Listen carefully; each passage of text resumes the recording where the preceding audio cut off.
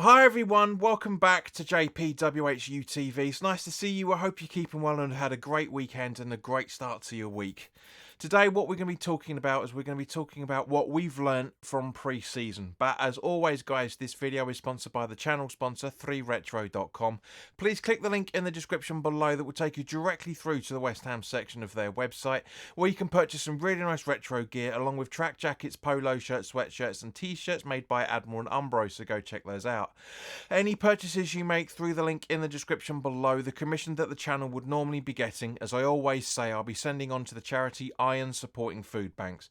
They're based in the Newham area and they're helping those in the Newham area and the Essex County and further afield for that matter, as they're currently supporting over 70, close to 80 now I should imagine, if not over, separate food banks as of the time of this recording. So guys, go grab yourself a really nice retro shirt. You'll be saving yourself a few quid in comparison to the club shop, and you'll be helping those less fortunate than you and I. But if you want to make a donation directly to the charity but you can't afford to make a transaction with the affiliate link, it's perfectly fine. There is their Just Giving Fund link in the description just above the affiliate link, so go donate through there. £1, £2, £5, a tenner, whatever you can afford. Believe me guys, every single penny helps. Now let's talk about pre-season. For those who have been following the channel for a good while, you guys know that I always say that pre-season isn't all that relevant, because it's mostly about, especially when it comes to a new manager, it's mostly about tactics, it's mostly about getting the energy levels ready for the Premier League, and it's also about seeing what the new players can do. That's the most important thing of it. Last time we won every single pre-season was under Avram Grant, and we got relegated. So yeah, take it with a pinch of salt with pre-season, but bearing in mind, because we had a pre-season over in the US and the majority of us weren't able to watch it because it was on way too late, there is a huge amount of things between what we saw at the start of pre-season and the Celta Vigo game we saw on Saturday. First of all, it's great to see that the boycott worked. Apparently there was about 5,500 to 6,000 people at the ground. Now, if people weren't boycotting the game because of how badly treated we are as supporters in terms of the money grabbing bastards that they are, go and see the previous videos I've gone and talked about. It's great to see that people are still standing up against it. It was lovely to see all the kids there. If you're a season ticket holder and you went, I don't blame you. I'm not happy with that. But if you're a season ticket holder and you went with your kids, perfectly fine, because at the end of the day, if you're not a season ticket holder, it's the perfect way to go and see West Ham. It really, really is, especially with kids. It was lovely to see all the kids enjoying themselves, so that's the main thing about it. But what we've learnt from pre-season, ironically, seems to be exactly the same as what Lopetegui, or Lopetegui, if you pronounce it, has also learnt. Now, there's an argument, bearing in mind a lot of our players, as I mentioned in yesterday's video, talking about Wan-Bissaka, you know, we've got a lot of international players on the books, and a lot of them were out. So at the start, the first couple of games that were over in Europe that we were able to watch live, albeit through nefarious means, shall we say, there's an argument that that side was the B/C team of West Ham United. It really, really was. You know, don't get me wrong. You know, Kielman and Gulholm started the first game over in Austria, and looked very, very good. A cracking free kick from Danny Ings as well, for that matter. You know, I hope James Ward-Prowse was able to notice what was going on and how we did it. But yeah, there was a lot of work, even with the games out in the US where we were playing Premier League oppositions, losing them, what was it, 3-1 or 4-1, whatever the results were. A lot of work had to be done. You know, we only had really the likes of Antonio pretty much back by that point. So yeah, and then just coming around to what we saw on Saturday for the Celta Vigo game, we saw completely different contrast in team. Completely. Midfield still needs work. Defence still needs work. But the hold-up play was better. The aggression is starting to come back in. The passion and the fight is starting to come back in. That was missing over the last couple of seasons under David Moyes. You know, I'm feeling very, very optimistic.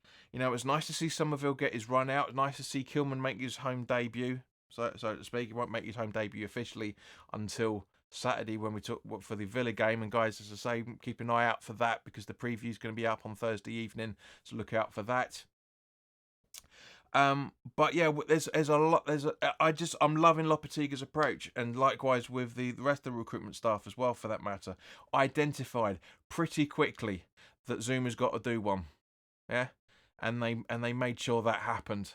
It's probably by the time this video goes out, it's probably been officially confirmed that Zuma has gone to Shabib Al Hali. If I remember pronunciation correctly. And obviously, we've bought in the striker, who, yes, I know a lot of people have got concerns over his age, but it seems to be a lot of people are saying that he's a late bloomer, that he's been able to develop his craft later on in life, so we might be getting him at the peak.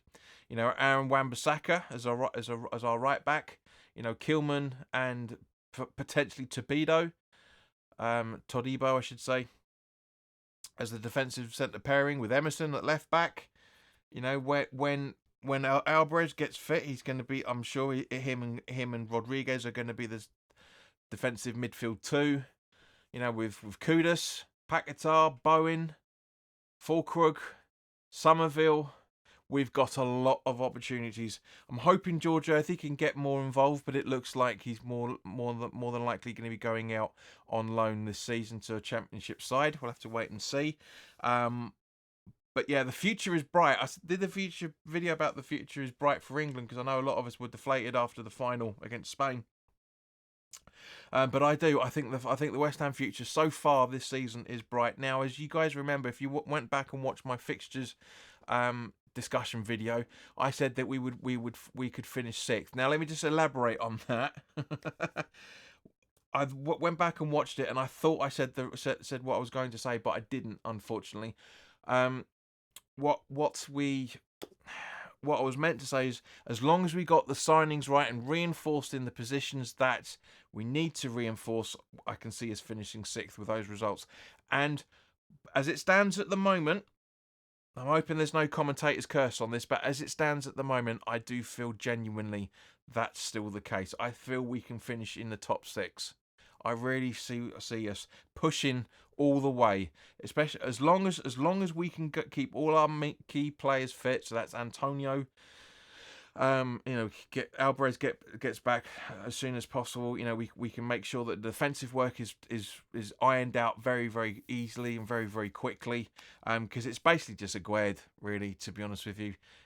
Just confusion making at all. He's still, I know there's a lot of concerns about Mavropanos because he's got a decision in him as well, but I would start Mavropanos over Aguerd all day long. I really, really do.